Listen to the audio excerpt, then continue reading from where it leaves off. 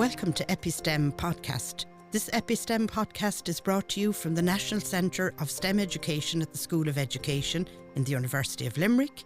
I'm your host, Geraldine Simmie, and I'm the Professor of STEM Education here at the Centre and the Director of EpiSTEM. And my co-host, Michelle Starr, and I am the Research Liaison Officer in EpiSTEM.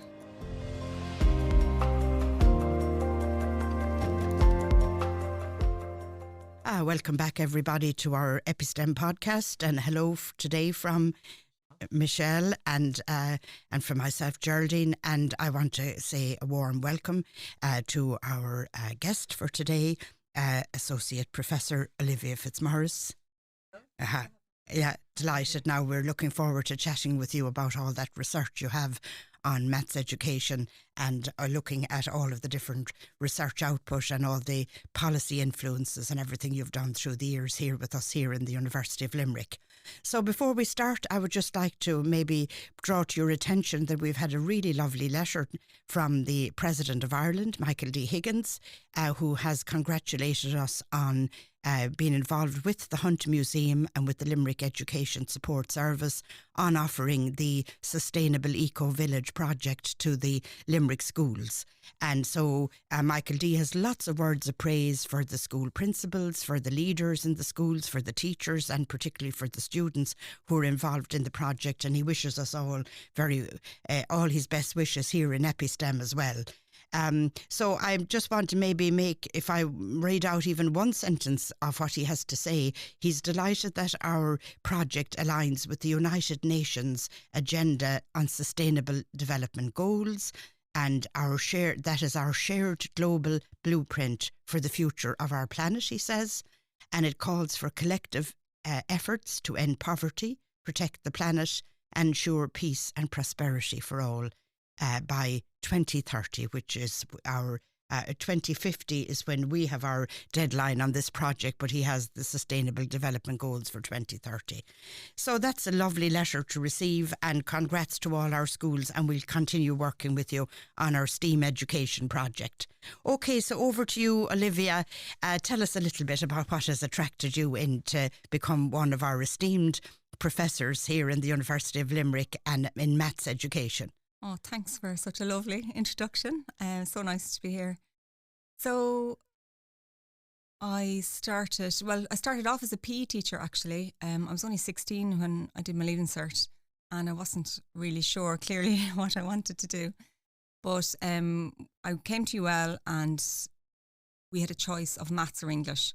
And my mentor and friend, Professor John O'Donoghue, he gave us a talk on the first day and he just sold maths. It was an easy decision for me. So I trained as a PE and maths teacher and I loved it. I loved my degree and I taught at secondary school for 4 years. But I found just at the end of the 4 years, or coming towards the end of it, that I just got such a buzz from teaching maths. Every time I came out of a class, I just had this literally a buzz. You enjoyed it, yeah. Yeah, and I didn't get the same from PE, and I felt I can't see myself doing this forever, whereas with maths I could. Yes. So I was at a bit of a crossroads. I was actually down in UL at an open day with my students, called into John for some advice, and he advised me to go to Maynooth and study maths there, and then give him a ring at the end of that. So, of course, I rang him again, and I told him, do you know what, I like maths, but I miss teaching maths. And he said, oh, well, maths education is the career for you. Yeah. So I was very lucky. He was just opening the Maths Learning Centre, the first one in Ireland here in UL at the time. Yes. And he offered me the opportunity to come back and do a PhD in maths education and work in the Maths Learning Centre as well. So yeah.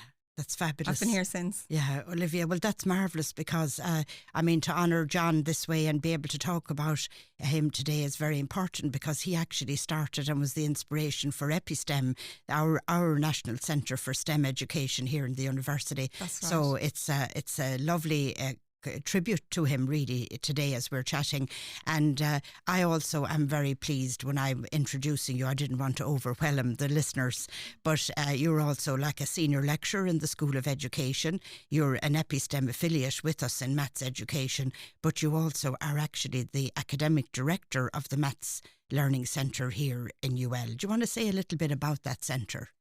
Yeah, so it started in 2001, and again John was just so far seeing he recognised that students were having trouble making the transition to university in terms of their maths preparedness, he called it.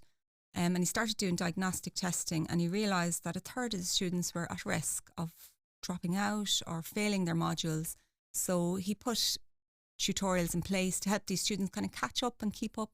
And then he set up the centre in 2001. Yeah, brilliant. So and government funding then followed, and all of that followed on from that success story. Michelle, do you want to add anything there as you're listening and chatting to us? No, I've loads to add, so I don't know where to start. But where I will start is, so you've been here, so you did your post grad, and then you stayed on afterwards to lecture. In the time you've been here, and you talked about this transition, from secondary school into university, and there was a risk there with the maths, and I'm sure that was always there. It just didn't come at this period. But in all the years and all the research work you've been doing, and the maths department have been doing there, how do you find it's changed, Olivia, now? The maths or the education in education, since you began, or back in your days as a PhD student? Yeah, I suppose back in the day it was, you had literally a third of students coming in, and they were really at risk. A lot of them were not choosing to do maths, so they were coming in to do maybe business studies or something else, and they didn't realise that maths played a significant component in whatever degree programme they were in. So they weren't self-choosing, to do maths. So what we found at the time as well, and I did my PhD on it, looking at the standards, and it appeared not only were they at risk coming in, but there seemed to be a decline in standards year on year as well. So what we had to do was just cater for them, as best we could. And we were very lucky. We were able to hire several postgrads and open a free drop-in centre for any student who needed help. And we're still doing that now, but it's changed significantly, particularly since COVID. Yes. We have a vast amount of resources online, a vast amount of classes conducted online, one-to-one support, group support, and the face-to-face, which most of them love. Lovely. Great, yeah. I see here that you've written down at one point that you just discovered that just because you can do a piece of mathematics doesn't correlate to you understanding it. So I see a lot of your research papers are about that question of kind of teaching maths for understanding and the importance of that. Can you talk to me about one of those research papers? Yeah. So it was my own experience, and I found when I was teaching maths, even if I was teaching junior cert foundation class, I found I was always learning something or understanding something a bit better, after I've taught it. So it was really an eye-opener for me. How well do I really understand something? So then when I was teaching here in UL, I was teaching students who were really, really bright, 550 plus points in their leaving cert, high levels, A1, and they could differentiate till the cows come home. But if you ask them, what really are you doing? What were they doing, yeah. They really, really struggled with that. So we set up classes, voluntary classes outside the students' timetables, and we asked them to come along and sit and chat. So there was 5 of us maths educators, and we sat down with them, and we were literally, what's a common denominator? Why do we get a common denominator? We all know how to get one, but do we know why we get one or go through the process? And we got great feedback from the students on this. And then we were lucky enough to go to the International Congress on Maths Education. It's every 4 years in, it's the biggest conference, but it was in South Korea, in Seoul, in 2012, and there was a Russian maths educator, Usiskin, gave a talk on what it means to understand mathematics, and that changed my life. My professional life. Brilliant. And he gave a very clear, succinct framework for what it means to understand maths. So that changed my practice completely. And we came back, and because those voluntary classes we did with the students were so successful, and we were able to use this framework to underpin them better. They were quite informal. Yeah. And we actually changed the PME. We have 2 modules based on those classes now. As part of we call it Maths Knowledge for Teaching. So they do their advanced maths, but we call it Looking at School Maths from an advanced perspective. Yeah, lovely. Because if you don't understand it, it's very difficult. You're reminding me of an old paper by Stephen Ball in London where he talked about that value of theory and conceptual framing, and more or less saying that without it, you're kind of stuck in mundane knowledge. You really don't have a why. You don't know why you're doing something. And that conceptual framing of why and what you're doing and understanding it is so important. And of course, like I suppose if you get a bird's eye view of something and you're coming in over something with a bird's eye view, which theory will help give you, then you don't get lost down in the ground and you have an understanding. And I suppose it brings more satisfaction and joy as well to understand what you're doing. You're just not doing what's that kind of proficiency in manipulation of stuff. Yes. You're actually knowing what and why. Absolutely. You could even compose a bit of maths at that point. You could even go further and invent and make knowledge, and you've got access to new tools. Michelle, do you want to come in here? Yeah. Yeah, I mean, it is really interesting. And just to go on the your different research, is there any particular one you'd like to talk about that stands out that you know when you found this? So, well, we use it all the time now in our research. My colleagues Niamh and Paddy, who you know, and what we've learned is that we can use this framework to structure our pedagogy modules, and also to assess our students, our trainee maths teachers, that we can use this framework to literally pinpoint the areas where they're very strong and the areas then that they need.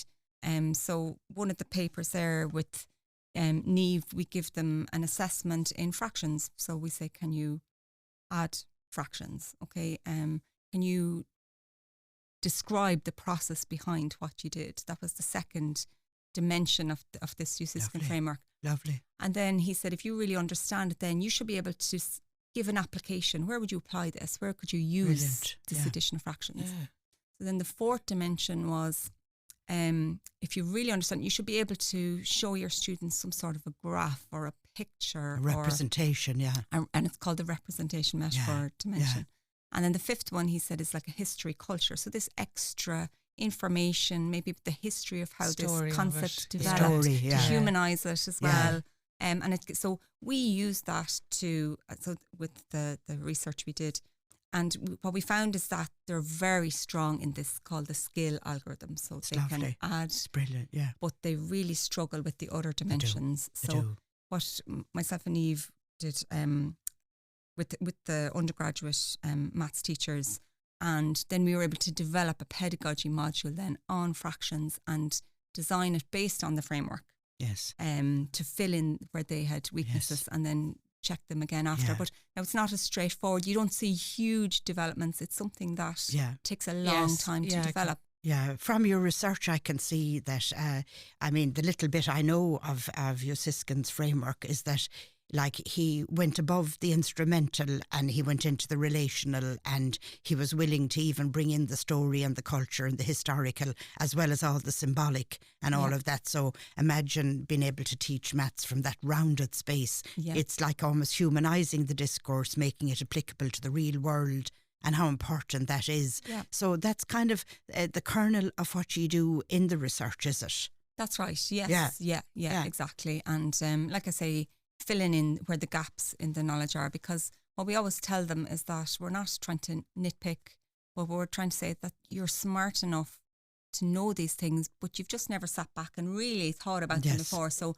we give them the space to sit down and just ask them and do the that questions. pondering. That was always the way, because I remember it was more doing the procedure, because you learnt you learnt the procedure, but as you said, I'm just thinking now, it's the context or the concept behind it is which gives it that deeper level, and that's what was rewarded. So, like, if up until Project Maths came in, it was enough to learn off last year's paper. Oh yeah, that's how I did it. Yeah, that's how everyone did it, Michelle. Yeah. Well, I was a maths teacher. I did honours maths teaching for many years, and I was always searching.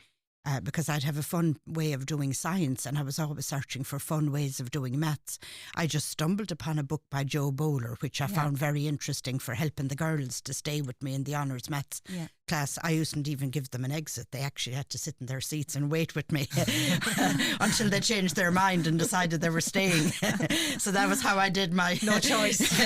But we used to be always looking for, I suppose, interesting ways to teach it. I remember buying an old binostat and buying models in, because even though play and models are meant to be only reserved for primary school, they're so badly needed, I think, in play and models for understanding concepts, because in science you always have models of things to show how things go. So I remember I was a member of the Irish Maths Teachers Association for many years, and there was a Kerry mathematician, and he used to use dance to teach reflection and rotation. He used to get the youngsters up, the 12 and 13-year-olds, and they'd dance through a point for reflection, and they'd rotate, you know. So, like, really innovative. Yeah. The way you do need innovative ways, don't you? Oh, definitely. And to me, the subject can be so interesting. I mean, maths for its own sake is interesting aesthetically and beautifully and everything. It isn't all mundane, but that Usiscan framework sounds like it has a fantastic possibility of enriching that journey of maths becoming. Absolutely. Yeah. Because teachers are required now to teach applications. So it's one of the things in maths, and they're told, if you look at the policy documents, they have to make connections. So making connections means you understand it completely. Yes. So if you can only do the skill, you don't have a choice but to just go in and teach the skill. You can't do all the other things you're required to do. So and the research shows, like, if you understand it, your students do better. You don't have the transversal skills. You can't. Then you're not able to deal with the unfamiliar or any of that. Exactly. So that connective tissue is there from, again, that understanding piece. The connective tissue joining the whole thing. I see that some of your research has gone in the direction as well of understanding, I suppose, maths for living and for life and for personal well-being, and you've also, particularly for the world of work, but you've also related that to career mathways. Do you want to talk for a minute about that? Yeah, so I have to say, this is one of the research projects that I'm most proud of and enjoyed most. So what we found was that if you asked a secondary school student who needs to study maths, they'll tell you a maths teacher.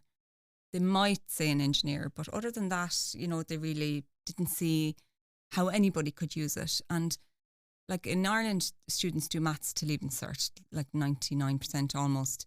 But in the UK and Australia, where they could drop maths at 15 or 16, the reason they gave is that it's useless. It's dull, it's boring, but I'm never ever going to use it. So we wanted to change that and show that no matter what you do, you're going to, you know, you need maths. So we were lucky, we not lucky, we applied and we got SFI funding, Paddy and Neve and I. And what we did was we recruited STEM ambassadors, because we felt it was more powerful to have the people who are using the maths than us, or even their students, their teachers telling them, you know, who use these maths.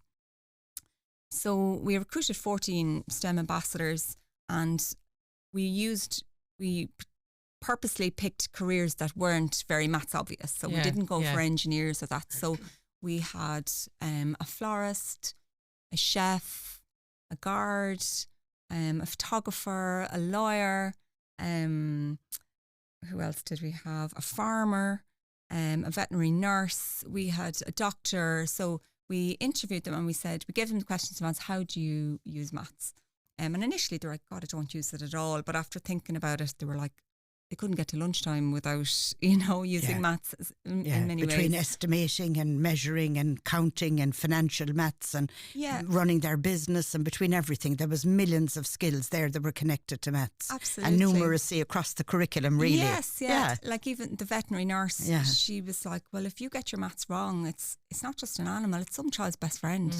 You know, and we were like, oh my God, even we were, you know, taken back by it. Yeah. But so we interviewed them, we created a series of videos, and then we created a series of teaching and learning plans and PowerPoint presentations for teachers to use with their transition year classes, which they did.